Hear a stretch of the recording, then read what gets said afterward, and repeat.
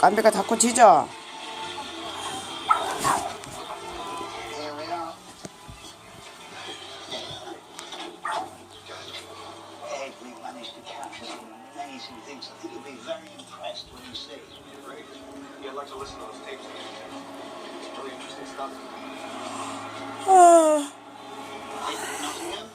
침대 옮겼다 이렇게 북쪽으로 자라 해서.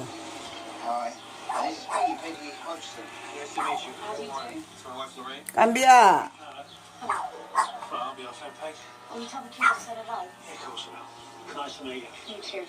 So here we are, Peggy. Right, do come in. It's just me and Janet here now. My other kids are staying with them. This is where the girls used to sleep, but we don't use it anymore.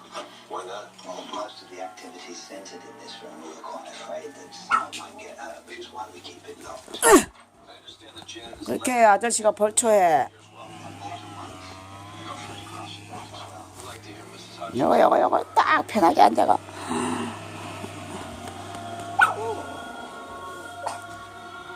컨저링 한다. 컨저링 공포영화. The neighbours donated them, and I hung them up hoping they keep things from moving around.